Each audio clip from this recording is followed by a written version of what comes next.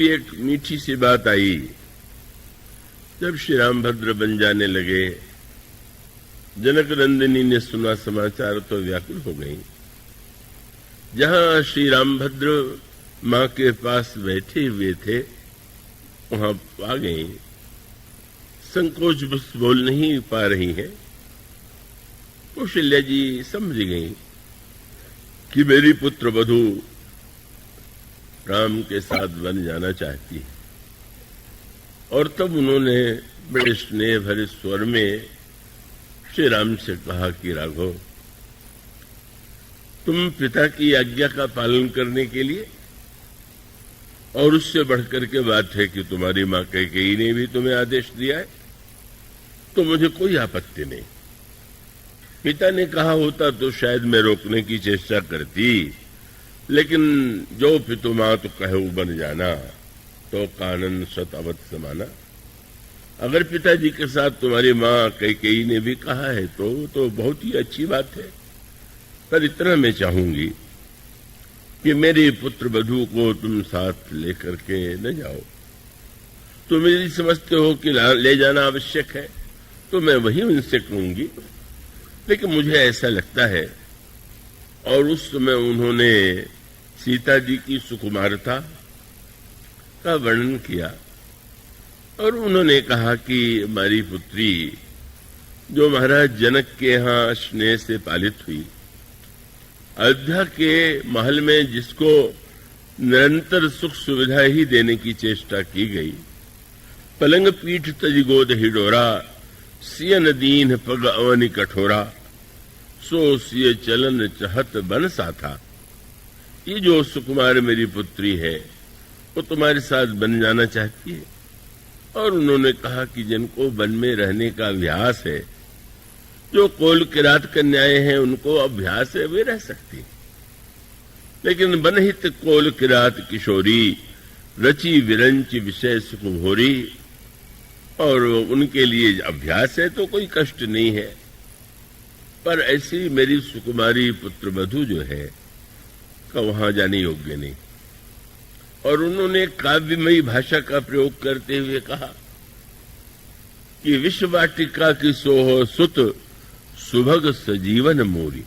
पुत्र, जहां जंगल में विष ही विष की वृक्ष हो, वाटिका हो, तो वहां पर अमृत की जड़ी कहां शोभा देगी।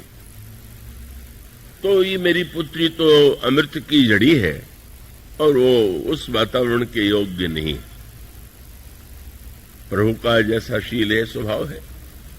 उन्होंने बड़े प्रेम से सीता जी को समझाते हुए यही कहा कि राजकुमारी सिखावन सुनहु, आन भांति जन जिय कछु गनहु, आपन मोर नीक जो चहु, बचन हमार मान घर रहु, आयसु में मोरी सासु सेवकाई, सब विधि भामिनी भवन भलाई।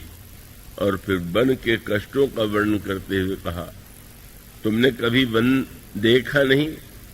वन कैसा होता है?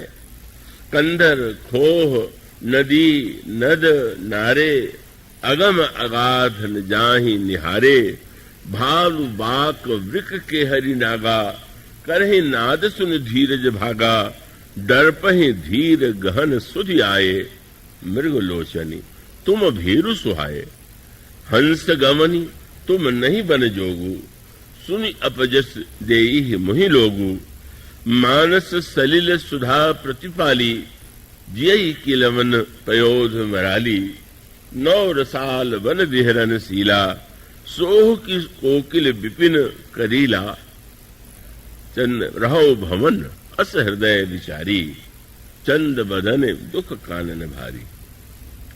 बड़े काव्य में, स्नेह में, शब्दों में प्रभु ने जनक नंदिनी को यह उनसे आग्रह किया कि वे यहीं रह करके मां के दुख को दूर करें, और जब उनकी इच्छा हो तो वे अपने मायके महाराज जनक के यहाँ चली जाया करें।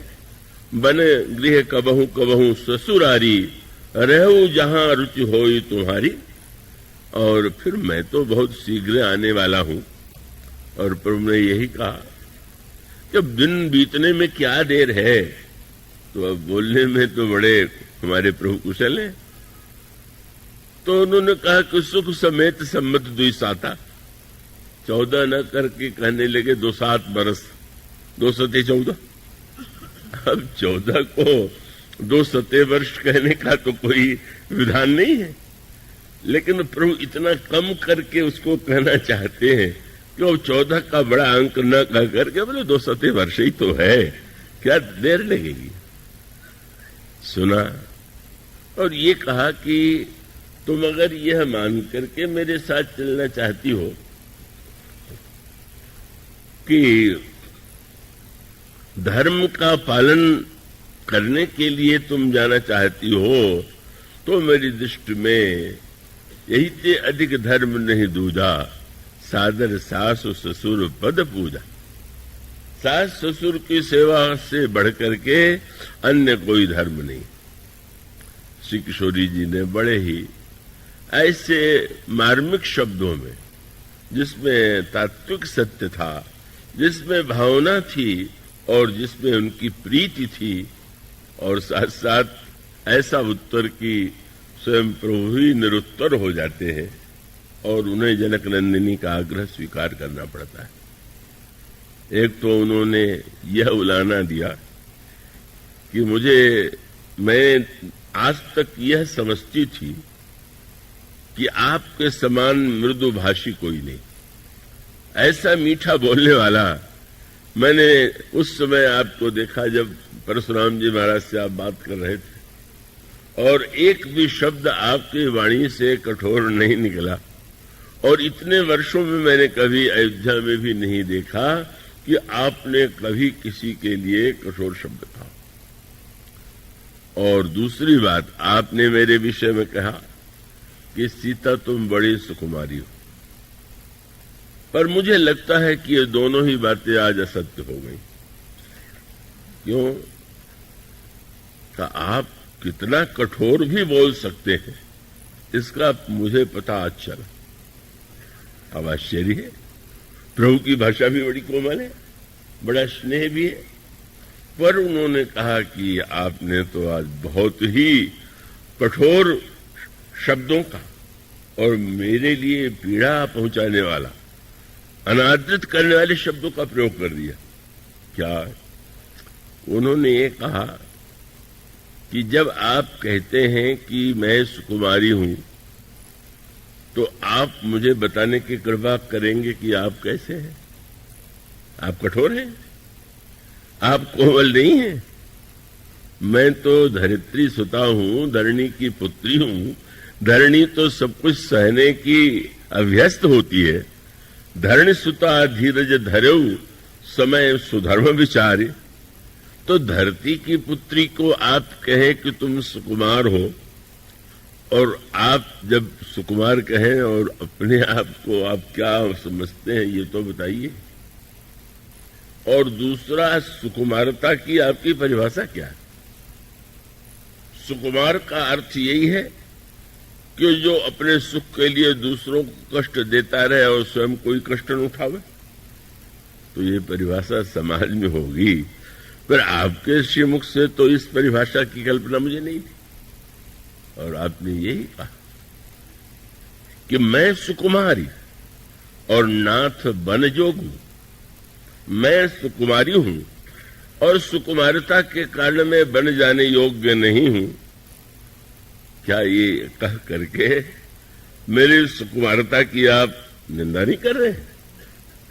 नहीं, आप मानो उनका संकेत यह था, और आगे चल करके उन्होंने एक शब्द कहा कि मुझे तो वन में जाने पर जितनी प्रसन्नता होगी, और उसके लिए याद दिलाने के लिए एक शब्द उन्होंने कह दिया, वाक्य कह दिया, जिसे मां कौशल्या नहीं समझ सकती थी, पर प्रभु को याद दिला दिया। बोले, आपके साथ जब मैं वन चलूंगी और आपका दर्शन मुझे होता रहेगा, तो क्या मेरे पास एक क्षण भी ऐसा होगा कि जो मैं दुखी हूं? और एक शब्द कह करके उन्होंने कोई बड़ा संकेत कर दिया। क्या? बोले वन में चलते हुए श्रम कण सहित श्याम तनु देखे, कह दुख समय प्राणपति पेखे। जब श्रम कण युक्त आपका मुख मैं देखूंगी तो दुख कैसा हो?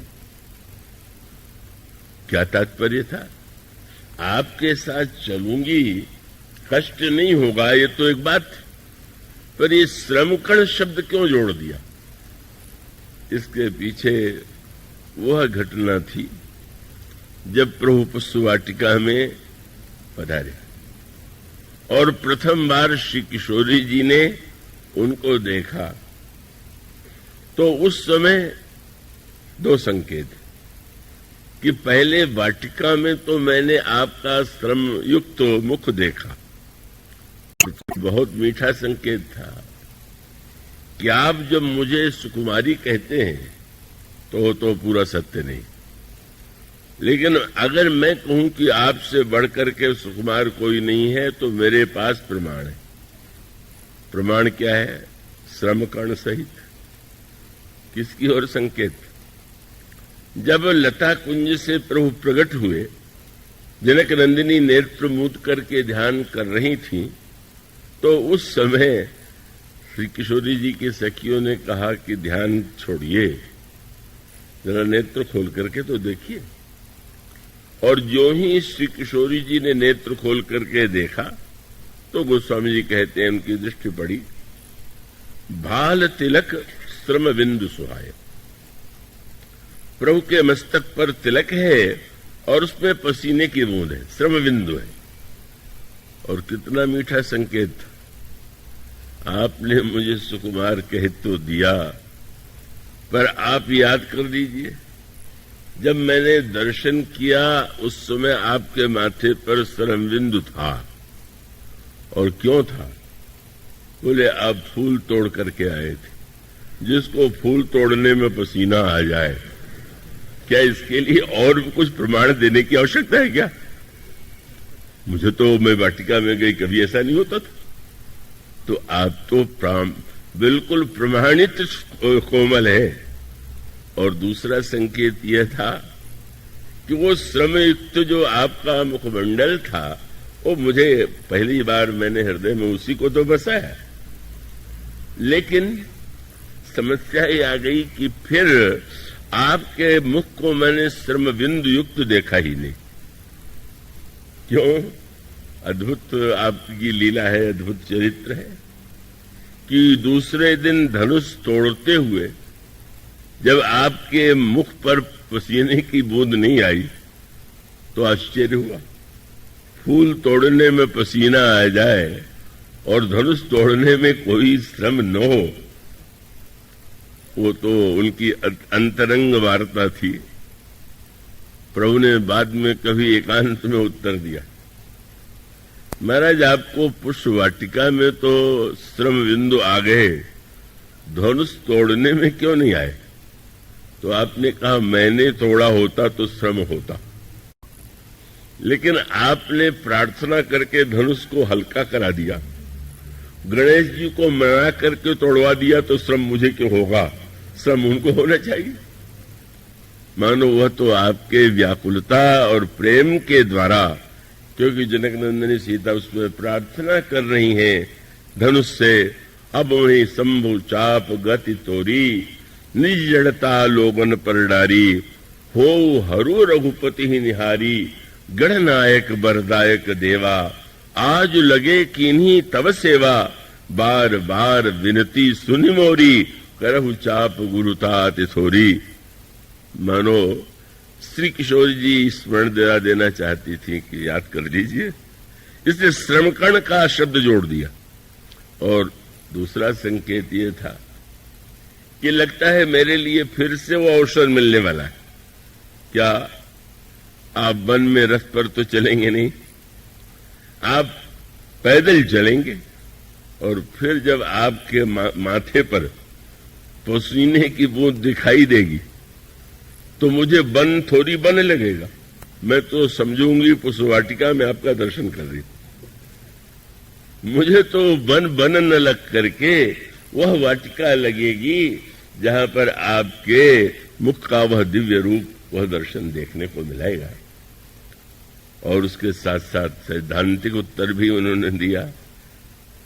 आपने ये कहा कि सादर सास ससुर पद पूजा, तो ठीक है, पर मैं यह जानना चाहती हूं कि सास ससुर की सेवा का अर्थ क्या आपके शब्दकोश में भी वैसा ही है जैसा अन्य लोगों के शब्दकोश में? क्या आप बन जा रहे हैं? तो मैं इसलिए आपके साथ अवश्य चलना चाहती हूं कि आप जिस धर्म का पालन करने के लिए कह रहे हैं उसका पालन तो वहीं होगा, यहां होगा। सास ससुर यहां है, वन में कैसे होगा? उन्होंने कहा केवल यही नहीं है, उनका संकेत ये था, आपका आदर्श में जानती हूं।